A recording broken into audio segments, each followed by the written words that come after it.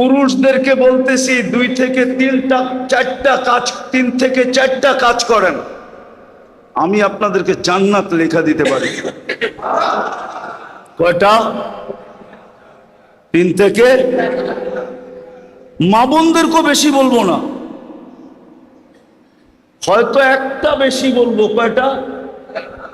আর একটা বেশি নাও বলতে পারি, দেখি হাদিসে কি আছে। শুধু যদি 3 থেকে 4টা কাজ করতে পারেন, পারবেন? দিলে হাত রাইখা বলতেছেন তো? হ্যাঁ, কঠিন কিন্তু হবে, কিন্তু মিলবে কি? কি চান? জান্নাত চান?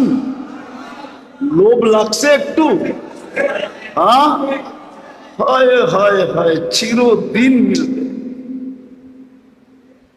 চিরদিন সুখ আর সুখ, শান্তি আর শান্তি, মজার মজা, ফুর্তি আর ফুর্তি।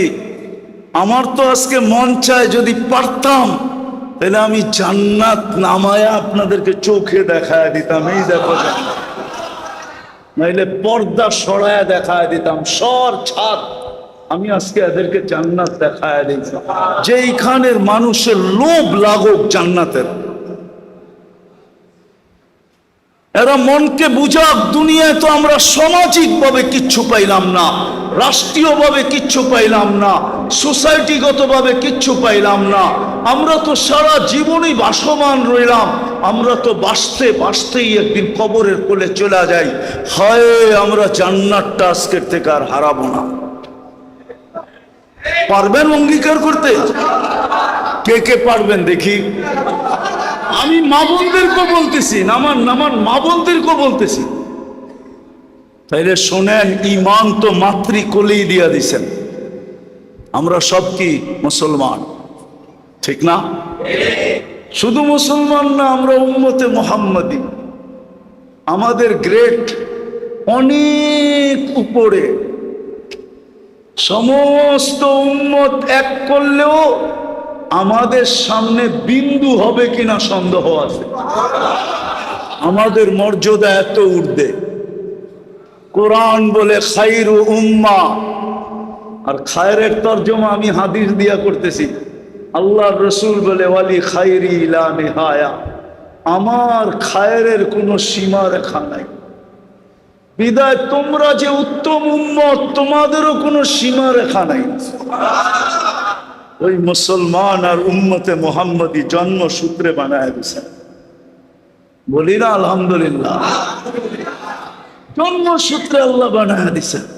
এখন আমাদের করণীয় মাত্র 3টা।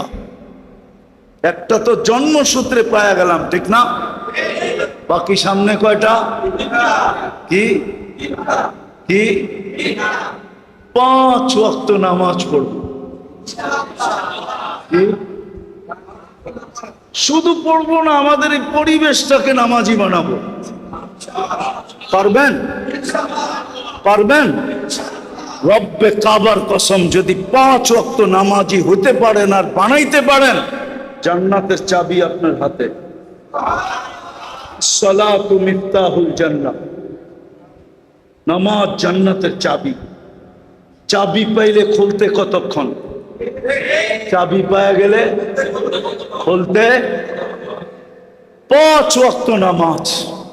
আর আমি জানি আপনারা রোজায় বড় পাক্কা। হ্যাঁ, সত্য তো না? পাক্কা না? আমি শুনছি আপনারা নাকি রোজায় খুব পাক্কা। রোজার বলে আপনারা আপোষ করেন না, তাহলে রোজায় তো আপনারা পাক্কাই। 2টা হয়ে গেল, নামাজ আর নিজে নামাজি হব, পরিবেশকে নামাজি বানাবো। পারবেন?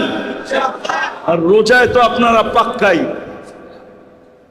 রোজায় তো আপনারা, আরে আমার কথা লেখা রাখেন, যদি রোজায় পাক্কা হন তাহলে কিয়ামতের দিন দুনিয়ায় তো যা সম্বল ছিল তা দিয়ে ইফতার করছেন, ঠিক না?